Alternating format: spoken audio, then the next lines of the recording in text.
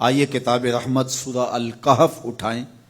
اللہ تعالیٰ نے ایک واقعہ بیان کیا ہے حضرت موسیٰ اور حضرت خضر علیہ السلام کا، کہ حضرت موسیٰ علیہ السلام عزم مصمم کر کے جب چلے تو اللہ فرماتا ہے کہ ہم نے حضرت موسیٰ علیہ السلام کو جس بندے کی نشانی بتائی تھی وہ بندہ ان کو وہاں مل گیا۔ سفید چادر اوڑے حضرت خضر علیہ السلام وہاں لیٹے ہوئے تھے، تو یہ جا کے ان کے پاس کھڑے ہو گئے کہ حضرت میں آپ کی خدمت میں اس لیے آیا ہوں کہ اللہ نے آپ کو جو خصوصی علم عطا کیے ہیں میں ان کو سیکھنے کی غرض سے آپ کی چوکھٹ پہ آیا ہوں۔ کہا تم میرے ساتھ صبر نہیں کر پاؤ گے، معاملے مشکل ہیں، سفر دشوار ہے، منزل کٹھن ہے، اور میرے معاملات ایسے ہیں کہ تم اعتراض کرو گے اس کے بغیر تم رہ نہیں سکتے۔ حضرت موسیٰ علیہ السلام نے کہا اگر اللہ نے چاہا تو آپ دیکھیں گے میں صبر کروں گا اور آپ کے کسی حکم کی کسی کام کی میں نافرمانی نہیں کروں گا، کسی کام کا انکار نہیں کروں گا۔ کہا کہ اچھا شرط یہ ہے کہ جو میں کروں اس پر تم اعتراض نہیں کرو گے، سوال نہیں کرو گے، یہاں تک کہ میں خود ہی نہ بتاؤں۔ تو کہا کہ یہ شرط ٹھہری، میں کوئی بات نہیں کروں گا۔ فانطلقا، دونوں چل پڑے، دریا کے پار جانا تھا۔ جو کشتی کا مالک تھا، کشتی بان تھا، وہ حضرت خضر علیہ السلام کو جانتا تھا تو اس نے کرایہ بھی نہیں لیا، لیکن جب کشتی پر سوار ہوئے تو عصا مار کے حضرت خضر علیہ السلام نے کشتی کا ایک پھٹا توڑ دیا۔ تو بے ساختہ حضرت موسیٰ علیہ السلام نے کہا آپ نے پھٹا توڑ دیا، یہ سارے ڈوب جائیں؟ کہا میں نے کہا تھا نا تم میرے کاموں پہ صبر نہیں کر پاؤ گے۔ تو حضرت موسیٰ کو یاد آیا، کہا میں بھول گیا تھا، اس پر مواخذہ نہ کیجیے۔ پھر دونوں چل پڑے، بچے کھیل رہے تھے، ایک خوبصورت لڑکا وہ بھی بچوں میں کھیل رہا تھا۔ حضرت خضر آگے بڑھے اور اس کی گردن مروڑ دی، اس کو قتل کر دیا۔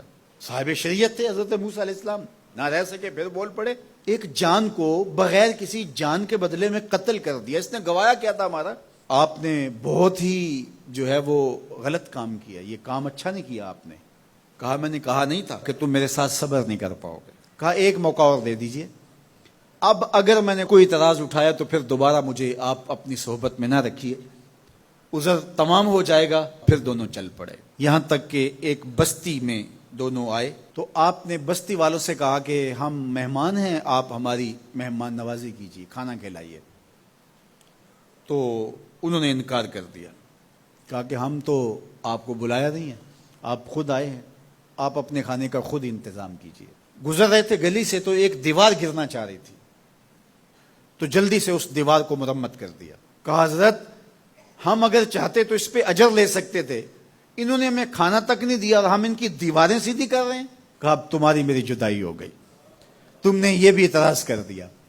تو انہیں یاد آیا کہ وہ یہ بھی اعتراض ہو گیا، اب میں تمہیں بتاتا ہوں کہ یہ 3 کام میں نے کیوں کیے۔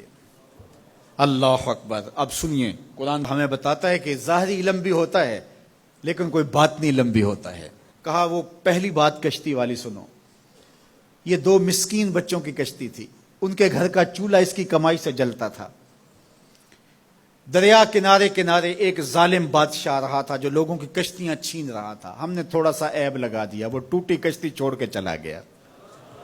اب وہ تھوڑے سے پیسے لگا کے کشتی مرمت کرا لیں گے، گھر کا چولہا جلتا رہے گا، بتاؤ اچھا کیا یا برا کیا؟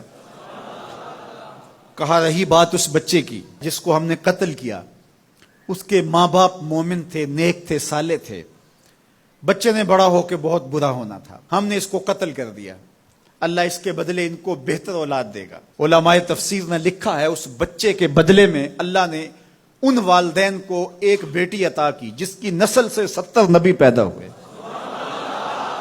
دیوار کی کہانی بھی سن لیجئے، یہ شہر کے 2 یتیم بچوں کی دیوار تھی اور اس کے نیچے ان کا خزانہ تھا اور ان کا باپ بڑا نیک تھا۔ خزانہ دیوار کے نیچے ہے، دیوار گرنا چاہ رہی ہے، کسی معمولی دھکے سے گر جاتی۔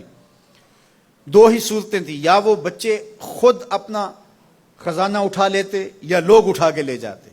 لوگ اٹھا کے لے جاتے پھر بھی ہاتھ میں کچھ نہ آیا، اور اگر وہ خود اٹھا لیتے تو بچے ہیں، بچپنے کی وجہ سے وہ اس کو اڑا دیتے۔ تو ہم نے اس کے اوپر دیوار کھڑی کر دی، جب تک وہ اس قابل نہیں ہو جاتے کہ یہ خزانہ نکال کے اس کو صحیح مصرف پہ لگا سکیں، اتنی دیر تک دیوار گرے گی نہیں۔ اللہ اکبر۔ وہ کسی وجہ سے دیوار قائم رہے گی، اور جب وہ اس عمر کو پہنچ جائیں گے جس عمر میں وہ اس خزانے کو سنبھال سکیں گے تو پھر دیوار خود بخود گر جائے گی اور یہ خزانہ نکال کر کے اپنے کام پہ لے آئیں گے۔ میں جب پہلی مرتبہ اس کو جو ہے وہ غور کے ساتھ تلاوت کیا تو مجھے یہ لگا کہ اس کا انطباق پاکستان کے حالات پہ بھی ہو سکتا ہے، اس لیے کہ یہ بھی یتیموں کا سرمایہ ہے۔ کتنے یتیم روتے بلکتے رہ گئے اور ان کے سر سے جو ہے وہ سائے اٹھ گئے اس وطن کے لیے، لیکن میرے مالک نے اس ملک کے خزانوں پر گہرے پہاڑ اور بڑی بڑی دیواریں کھڑی کر دی ہیں۔ جب تک یہ قوم بلوغت تک نہیں پہنچے گی اتنی دیر تک وہ خزانے ظاہر نہیں ہوں گے، اور جب یہ قوم اپنی بلوغت تک پہنچے گی، شعوری بلوغت، فکری بلوغت، علمی بلوغت، اور رب سے جو وعدہ کیا تھا پاکستان کا مطلب کیا، لا الہ الا اللہ، جب اس بلوغت تک یہ پہنچ جائے گی، اس وعدے کی تکمیل ہوگی، پھر رب دیوار ہٹا دے گا اور پاکستان کو اللہ اتنے خزانے دے گا اور پاکستان ایسا مالا مال ہوگا دنیا دیکھنے آئے گی انشاءاللہ۔ اس لیے رب نے دیواریں بنا کے رکھی۔ تمہارا باپ معین الدین چشتی بڑا نیک تھا، تمہارا باپ داتا گنج بخش علی حجویری بڑا نیک تھا، تمہارا باپ حضرت مجدد الف ثانی بڑا نیک تھا، ان کی وجہ سے میں دیواریں کھڑی کر رہا ہوں اور مضبوط حصار لگا رہا ہوں تمہارے خزانوں پر، اور وہ وقت آئے گا جب تم بلوغت کی عمر کو پہنچو گے، دیواریں ہٹ جائے گی اور تمہارا وطن زمانے پہ مہکتے پھول کی طرح اور چمکتے ستاروں کی طرح اور روشن آفتاب کی طرح چمکتا اور مہکتا دکھائی دے گا، اور زمانہ پاکستان دیکھنے آئے گا، پاکستان دنیا کی قیادت کرے گا انشاءاللہ۔ تو کہا یہ تعویل ہے ان باتوں کی جو باتیں میرے رب نے مجھے بتائی، اور یہ میں نے اپنی مرضی سے نہیں کہی، اور جو میں نے کیا اپنی مرضی سے نہیں کیا۔ تو یہ باطنی باتیں ہیں، شاید یہ باطنی باتوں کے جوش میں یہ بات بھی میں کر گیا۔ وہ کیا کسی نے کہا تھا کہ بھری محفل میں ایک راز کی بات کہہ دی، بڑا بے ادب ہوں سزا چاہتا ہوں۔